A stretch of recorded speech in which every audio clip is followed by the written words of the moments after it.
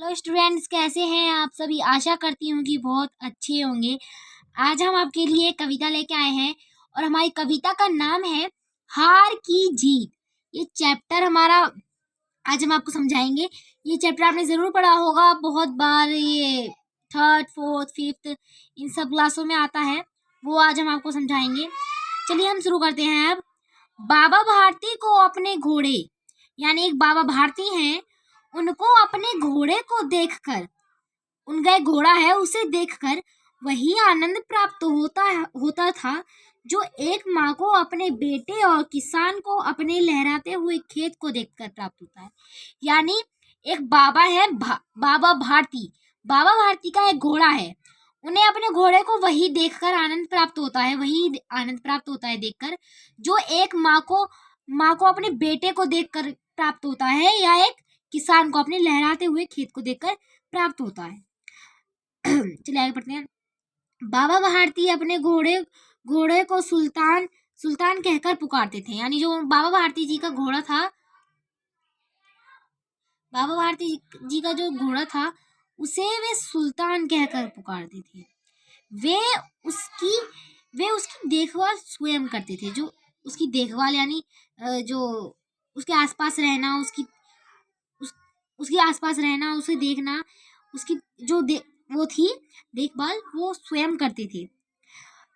उनके घोड़े के समान सुंदर और बलवान घोड़ा पूरे इलाके में कहीं नहीं था। यानी उनके घोड़े के तरह सुंदर बलवान यानी ताकतवर घोड़ा पूरे इलाके में भी कहीं नहीं था। उन्होंने अपना जो पैसे थे, उनके रुपया पैसा जमीन आदि सारा सब कुछ त्याग दिया।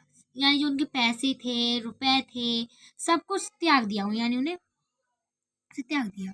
वे गांव के एक छोटे से मंदिर में रहते थे। एक गांव में एक मंदिर था, उस गांव के एक छोटे से मंदिर में रहते थे।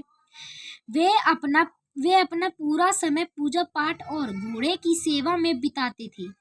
वे अपना पूरा समय, जो उनका समय था पूरा दिन, वो पूजा पाठ और घोड़े की देखभाल में बिता देते थे।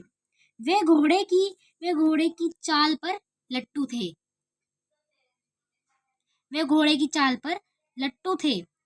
सुल्तान पर चढ़कर प्रतिदिन 8-10 मील का चक्कर जरूर लगाते थे। यानी रोज घोड़े पर चढ़कर 8-10 किलोमीटर दूर का चक्कर हर रोज जरूर लगाते थे। ये है मतलब इसी इलाके में खड़क सिंह नाम का एक प्रसिद्ध डाकू रहता था। यानी जिस इलाके में बाबा भारती जी और सुल्तान रहते थे, उसी इलाके में एक खड़क सिंह नाम का प्रसिद्ध डाकू रहता था। उसका नाम सुनकर लोग थर थर कांपते थे। यानी सब लोग उससे बहुत डरते थे। खड़क सिंह ने भी घोड़े की प्रशंसा सुनी तो वह बाबा भारती के घोड़े को देखने के लिए बेचैन हो उठा। यानी खड़क सिंह ने घोड़े की प्रशंसा यानी तारीफ सुनी तो वह बाबा के पास आया। घोड़े को देखने के लिए वो बेचैन हो उठा। और एक दिन दोपहर में बाबा भारती के पास पहुंच गया।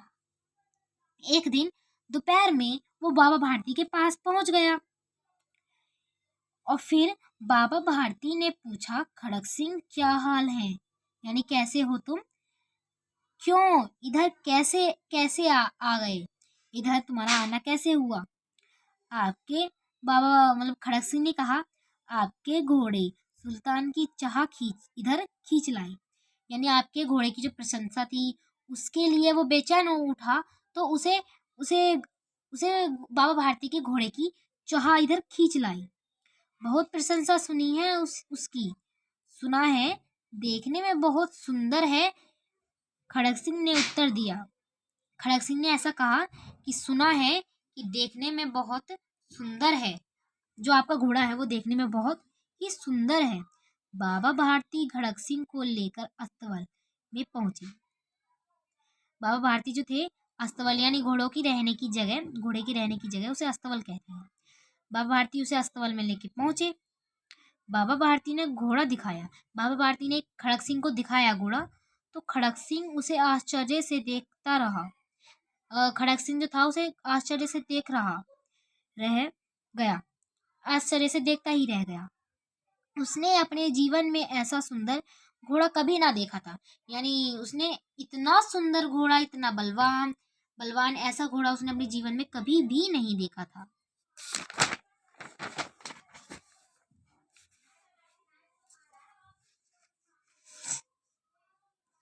फिर जो खड़क सिंह था उसने बाबा से घोड़े की चाल देखने को कहा। यानी वो कैसे चलता है, बाबा भारती से कहा कि बाबा मुझे इस घोड़े की चाल देखनी है। बाबा ने उसे ऐसा करने दिया। वह घोड़े की चाल पर लट्टू हो उठा। यानी वो भी घोड़े की चाल पर लट्टू हो गया। उसने मन ही मन सोचा कि ऐसा घोड़ा तो मेरे पास होना चाहिए। उसने मन मन में सोचा कि ऐसा घोड़ा तो मेरे पास होना चाहिए। उसने जाते जाते बाबा भारती से कहा, बाबा जी, जब वो जा रहा था तो उसने बाबा भारती जी से कहा, मैं यह घोड़ा आपके पास नहीं रहने दूंगा। ये घोड़ा जो है वो आपके पास में नहीं रहने दूंगा।